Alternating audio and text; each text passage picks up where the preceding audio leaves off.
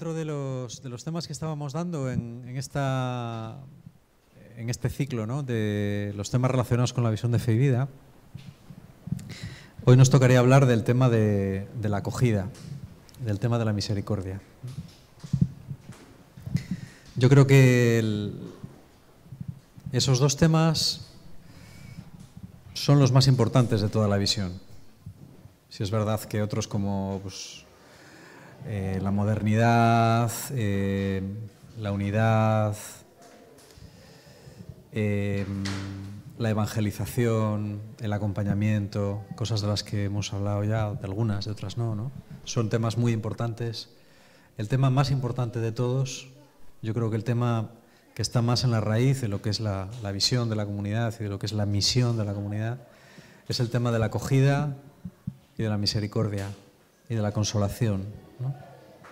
En la lectura fundacional del libro de Isaías, que leía el primer día, cuando hacíamos un poco el resumen, ¿no?, de todo lo que es nuestra visión, pues esa lectura habla de eso, no habla de otra cosa. Habla de una persona ungida por el Señor para llevar a aquellos que están abatidos y que están mal y que están tristes y que están solos, llevarles una palabra de consuelo y una palabra de esperanza y una palabra de visión de futuro. Es decir, bueno, la vida no termina en lo que tú estás pasando, no hay más delante de ti.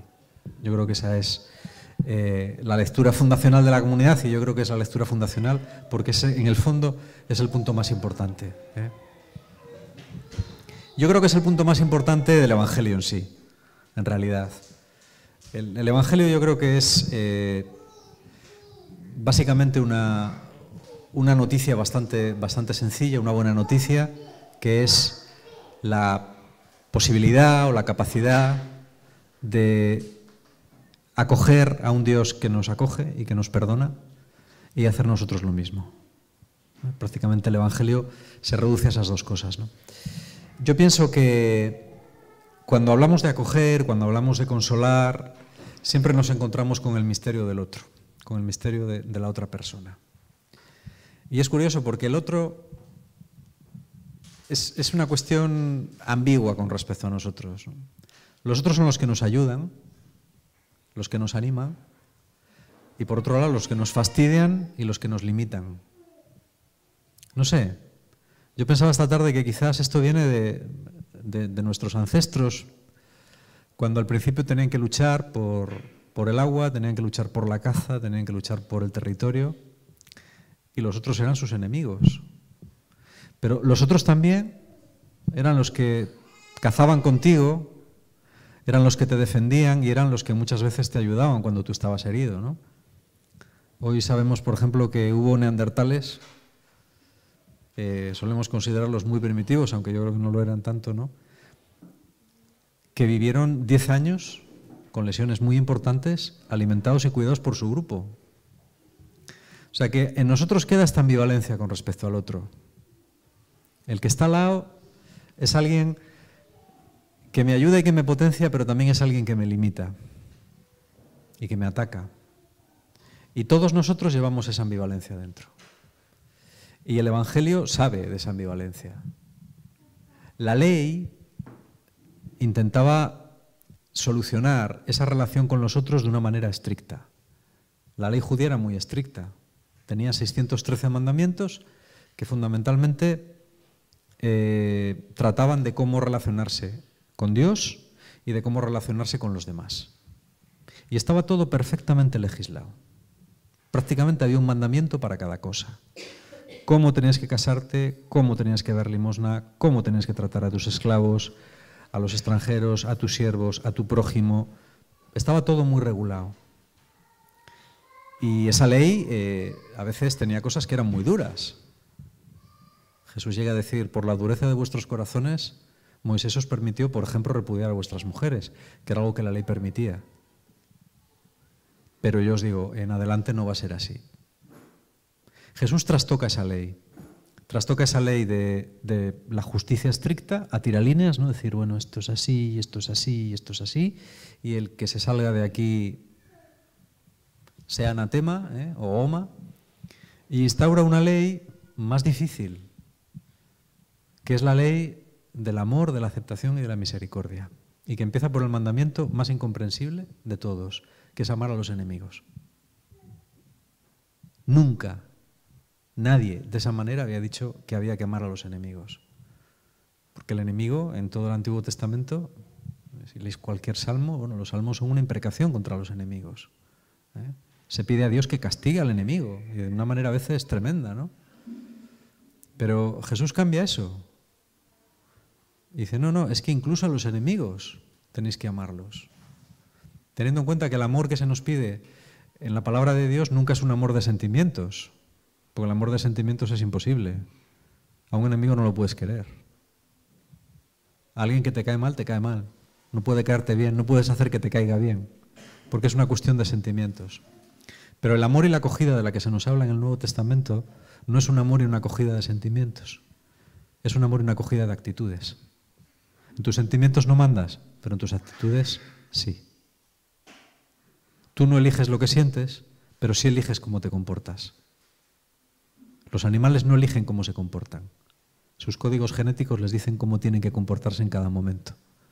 Pero los seres humanos sí elegimos, los seres humanos medianamente normales, sí elegimos cómo nos comportamos. Y podemos elegir. Si tenemos a un enemigo, a alguien que consideramos nuestro enemigo, podemos elegir orar por él. Eso es amarle. Podemos elegir no hacerle daño, si podemos hacerle daño. Podemos elegir ayudarle, aunque sea nuestro enemigo. Y esto es tremendamente chocante y paradójico. A nosotros nos cuesta, y eso lo hemos oído muchas veces, a los discípulos y a los contemporáneos de Jesús, tenía que chocarles muchísimo, porque en el fondo iba contra la ley. La ley decía, amarás a tu prójimo y odiarás a tu enemigo, y estaba claro. El enemigo era alguien a quien había que odiar. Pero Jesús cambia las tornas. Y yo creo que empieza por ahí porque eso es lo más difícil. A partir de ahí, lo que Jesús dice es que tienes que tener una actitud de empatía hacia todo el mundo. Yo creo que si una virtud tienen que desarrollar los cristianos es la empatía.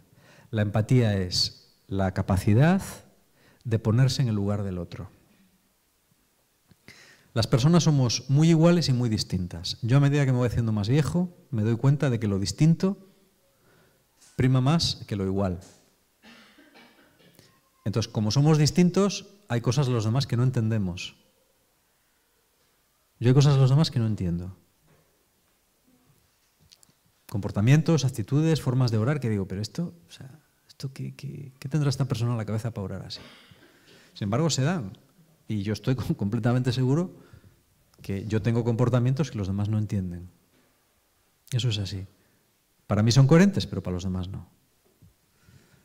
Y esto plantea un conflicto en nuestras vidas. ¿Por qué? Porque nos obliga a una conversión continua, que es la de intentar empatizar con los otros. Intentar ponerte en el lugar de los otros. Intentar no juzgar nunca a los otros. Por lo menos no juzgarlos en su totalidad. Tú puedes criticar un comportamiento concreto. Esto que hace esta persona está mal. O es injusto. Bueno, eso puede ser una apreciación objetiva. Pero no puedes decir que esa persona es mala en su totalidad o que es injusta en su totalidad, porque no lo sabes. Y aunque lo supieras o creyeras que lo supieras, tú no tienes derecho a hacer eso. Eso solo le corresponde a Dios. O sea que yo creo que la primera actitud que tenemos que tener para acoger a alguien es intentar sentir empatía por él. Y nos cuesta a veces. Nos cuesta a veces con el que es muy distinto, con el que es extranjero, con el que es de otra cultura, con el que piensa... Yo a veces intento meterme en la cabeza de un yihadista, ¿no? De un tipo de estos del ISIS. ¿Qué puede haber en esa cabeza para comportarse así? Bueno, pues evidentemente hay algo, hay una historia, hay una lógica, que a mí se me escapa, pero la hay. Y yo solamente podré negociar con esa gente y no combatirla, y no digo que a veces no hay que combatirla, ¿vale? Yo que he sido un pacifista toda mi vida, pues digo que hay situaciones que hay que combatir, y quizá con las armas. Quizá. Pero lo que hay es que intentar entender. Entender por qué el otro se comporta así. Y ponerte en su lugar. y hacer este ejercicio continuamente. Las personas que hacen este ejercicio continuamente se les nota, porque son personas que no hablan mal fácilmente de los demás y que intentan siempre entender los motivos del otro. Ese es un ejercicio interior que es lo primero que yo creo que nos pide el Señor para poder amar, como nos dice el Nuevo Testamento. No puedes amar, no puedes tener actitudes de amor si primero no empatizas, si no intentas ponerte en el lugar del otro. Es decir, yo creo que esta es la primera actitud, ¿no?, que tenemos que tener en cuenta. La segunda actitud, paradójicamente, yo creo que es no tomarnos demasiado en serio a la gente, en un sentido. Yo creo que hay un aspecto en el que hay que tomarse muy en serio a la gente. Pero hay aspectos en los que no tenemos que tomarnos muy en serio a la gente. Por ejemplo, todos metemos la pata y todos decimos estupideces y todos hacemos tonterías. Cuando digo todos, digo todos. Yo por lo menos nunca en mi vida he conocido a nadie que no lo hiciera. He conocido gente admirable. Pero hasta esos decían y hacían tonterías. De vez en cuando. En nosotros está el quedarnos con las tonterías, quedarnos con los fallos concretos o quedarnos con las limitaciones de la persona o quedarnos con la globalidad de la persona. Entonces, yo creo que muchas veces sufrimos y nos cuesta amar porque nos tomamos a la gente demasiado en serio en aquellas cosas en las que no deberíamos tomárnosla en serio. Por ejemplo, alguien dice algo que nos hiere y tú dices, pues, tendré un mal día, yo qué sé. Ya está. ¿Cuántas veces han sido? No ha sido una vez. ¿Pero habitualmente te dice eso? No, fue un día. Bueno, pues yo qué sé, a lo mejor le dolía la barriga o un pie. Yo qué sé. ¿Por qué tienes que tomar en serio eso? ¿Por qué? Si ha sido una vez. O sea, ¿vas a tomar en serio eso o te vas a quedar con eso y no te quedas con la globalidad de la persona, que es una persona que te ayuda, que normalmente intenta hacer las cosas bien y tal? ¿A qué fin tienes que darle tanta importancia? ¿Por qué? ¿Por qué? ¿Por qué quedarte con lo malo? ¿Qué más da? Ah, es que el otro día montó un follón. Pues yo qué sé, pues tendría una mala tarde. No le des vueltas. Si es que tampoco... ¿O qué querría decir? ¿Por qué en realidad voy a darle vueltas a ver lo que quiso decir? Porque yo creo que quiso decirme, pero ¿qué más da lo que quisiera decir? Es que no sé lo que piensa de mí. Es tan importante lo que piense de ti.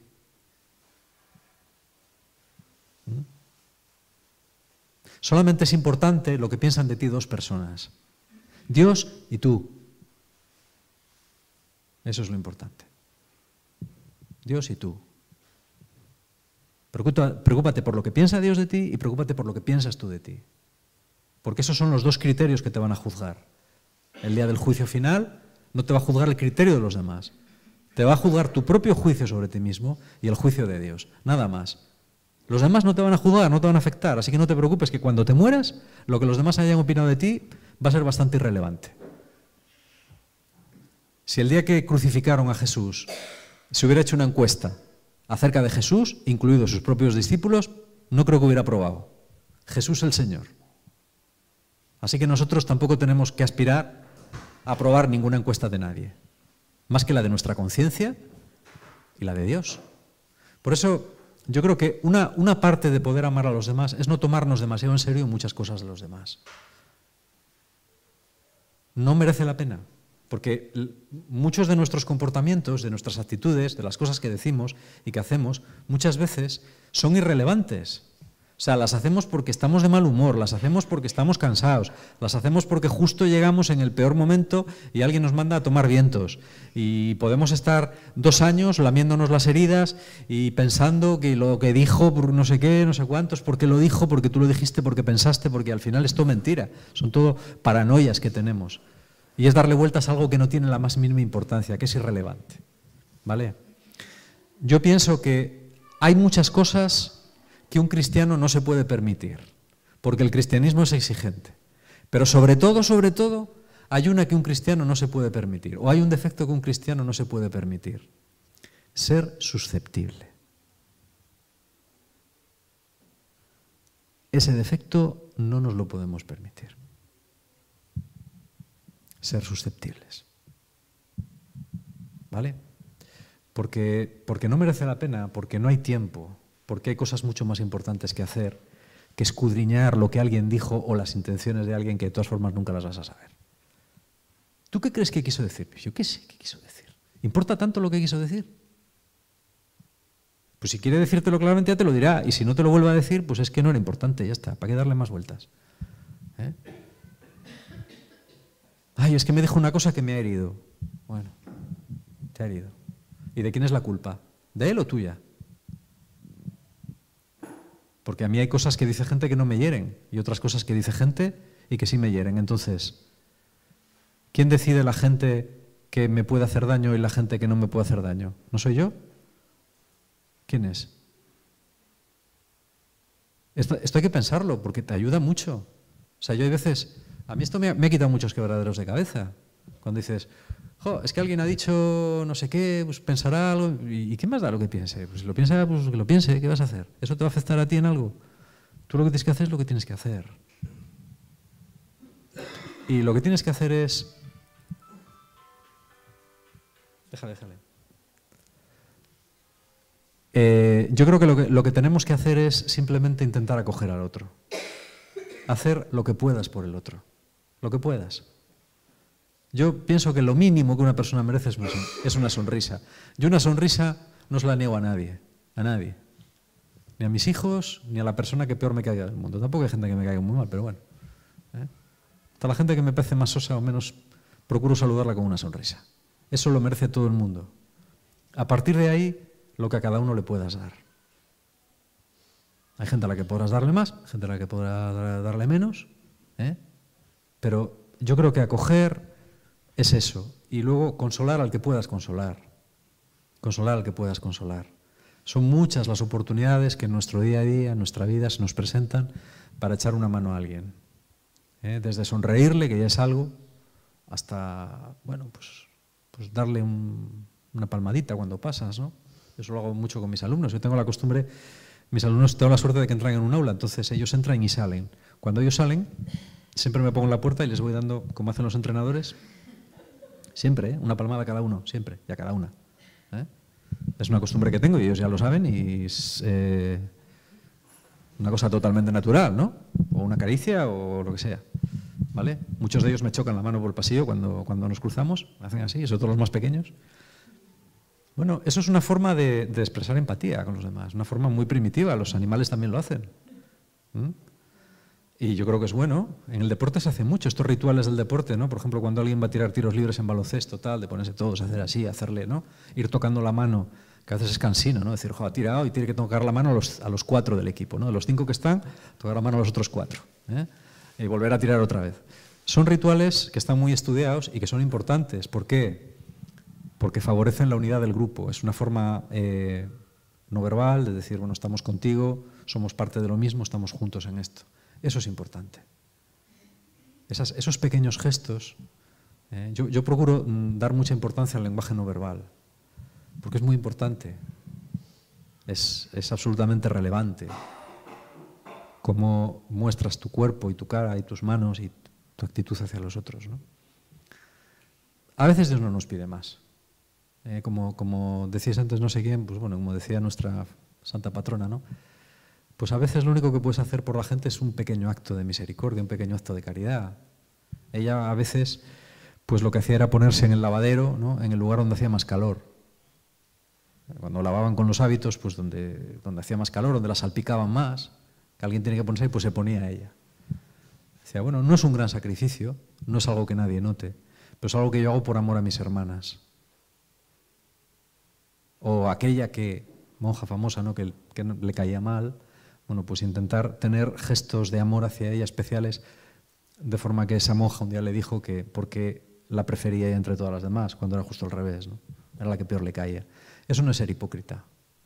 El hipócrita es el que te engaña para hacerte daño. Eso es una actitud de amor. Una actitud, no un sentimiento, ¿vale? Yo creo que la acogida también tiene sus límites. A mí siempre me llama mucho la atención cuando Jean Vanier fundó la comunidad de l'Arche. La empezó con 2 personas, 2 discapacitados. la tercera persona que entró en su comunidad la tuvo que echar. A la tercera persona. Y es que a veces la acogida tiene límites. Y nuestra acogida también tiene límites. Es decir, no somos Superman, nadie puede pedirnos que seamos Superman ni Superwoman, porque tenemos límites. Tenemos límites de cansancio, tenemos límites de carácter y tenemos límites de historia personal. Entonces, nadie puede pedirte que seas Superman las 24 horas del día, porque eso es imposible. Hay veces que por ser el cura, o por ser el dirigente, o por ser el profe, o por ser la mamá, o por ser quien seas, la gente te puede pedir fuera de medida. Y hay veces que tienes que decir que no. Y eso también puede herir a la gente. Pero no lo puedes evitar, porque tienes unos límites. La persona que no marca sus límites al final se va a ver condenada a no poder dar más, porque no somos omnipotentes, ni tampoco somos imprescindibles. No hay nadie imprescindible, ¿no? Es decir, yo muchas veces me doy cuenta de las limitaciones que tengo, y seguro que vosotros, mucho más que yo, os dais cuenta de las limitaciones que tengo con los demás. Pero es que llega un momento en que sencillamente ya no puedes dar más, o no puedes hacer más. Llega un momento en el que no coges un teléfono. Raramente lo hago, ¿eh? Pero hay momentos en los que dices, o sea, no, ahora no puedo coger el teléfono. Ahora no puedo quedar contigo, mira, ahora no me voy a detener, o sea, ni siquiera... A veces estoy tan cansado que ni siquiera voy a sonreír o ni siquiera te voy a dedicar 5 minutos porque no puedo dedicarte más, porque ya estoy... Eso. Y tienes derecho a hacerlo así. Claro que tienes derecho. Yo tenía un jefe de estudios, que es un tío con el que me dio muy bien, que él siempre decía, su frase famosa era cuando... El jefe de estudios es la figura a la que en los institutos, en los coles, todo el mundo va a darle la vara, ¿vale? No tanto al director, el director es más bien para cosas importantes, el jefe de estudios es el que se encarga pues, de las cosas más cotidianas. Y él siempre tenía una frase que decía, joder, en este instituto todo el mundo tiene derecho a enfadarse menos yo. Yo soy el único que no tiene derecho a enfadarse. A ver, ¿por qué no tengo derecho a enfadarme yo? Sí, es verdad. Todo el mundo viene aquí enfadado y todo el mundo puede enfadarse menos yo. Bueno, no se trata de enfadarse, pero se trata de que es así. Las cosas son así y hay que aprenderlas. Yo pienso que una virtud de nuestra comunidad tiene que ser precisamente el intentar ser acogedores y el no ser demasiado dogmáticos. El no oprimir a la gente con decir, bueno, esto es así. Claro que la ley de Dios es la ley de Dios, pero el mundo es tan gris, ¿no? Hay tan pocas cosas blancas o negras, es decir, hay tantos matices siempre. Los matices tampoco tienen que hacernos caer en un relativismo, pero hay que intentar entender las cosas. Entender a la gente es complicado. Intentar entender por qué cada uno es como es muy difícil, pero es que es muy necesario para poder acoger bien. Yo creo que el otro día hablábamos de la unidad. Pues para que pueda haber unidad en la Iglesia, tiene que haber mucha empatía entre los distintos grupos de la Iglesia. Tiene que haber un intento muy grande de comprender cómo es el otro y por qué el otro es así y por qué se comporta así. Solamente desde ahí se puede construir la unidad. Esto vale tanto para lo grande como para lo pequeño. Vale tanto para el tú a tú como para las relaciones, por ejemplo, entre las comunidades o entre las distintas facciones, las distintas tribus del catolicismo, ¿no? Como dice un sociólogo, que somos unas cuantas. Yo creo que ese tiene que ser un carisma de la comunidad. El de acoger al diferente y tener siempre una actitud de esperanza con los demás. Lo peor es cuando uno pierde la esperanza en la gente. Hay una frase de Sartre que es terrorífica, es de las frases más terroríficas que se ha dicho nunca. Él la decía en francés, l'autre c'est l'enfer. El otro es el infierno. Eso es tremendo. Esa manera de ver las cosas es terrible. Eso a una escala lleva al aislamiento y al odio, a una escala mayor lleva a la guerra y a la destrucción total del otro, porque el otro es todo el mal y hay que destruirle. Ya ni siquiera puedes dialogar con él. La única solución es aniquilarle. ¿Vale? Eso es lo que hay que evitar a toda costa. O condenarle, o excomulgarle. Cuando excomulgas a alguien en tu corazón o en la iglesia, es que reconoces que con esa persona ya no puedes hacer nada, ya no tienes... Ya has tirado la toalla con él, no puedes con él. No digo que a veces no hay que hacerlo, a veces hay que hacerlo, ¿eh? Pero, yo creo que tiene que ser un recurso siempre, ¿no? Yo a veces pienso que todos tenemos un pequeño inquisidor dentro que quiere excomulgar y que quiere anatematizar y condenar y marginar a los que no piensan como tú, no te cuestionan, no te interrogan, no te fastidian de alguna manera, ¿no? Yo también, ¿eh? Yo he exagerado. Pero hay que intentar darse cuenta de eso y darse cuenta de que el Señor nos llama a dar un paso más, a entender, a aceptar. Yo creo que ese es un carisma importante de fe y vida. Yo no sé qué tal lo hacemos. Yo creo que no se nos da mal. No se nos da mal. Yo pienso que una comunidad, para que sea auténtica, tiene que ser muy variada, muy variopinta, ¿no? Tiene que haber gente guay, tiene que haber gente friki. ¿Quiénes son los guay? ¿Quiénes son los frikis? Esa es otra pregunta muy importante. Tiene que haber de todo. Y está bien que sea así, porque una comunidad en la que solamente hay gente de un tipo, de una clase social, de un ambiente sociocultural, a mí no me da muy buena espina. Yo creo que eso es un defecto. Una comunidad tiene que ser un poco como el mundo, ¿no? Y es así. Es así.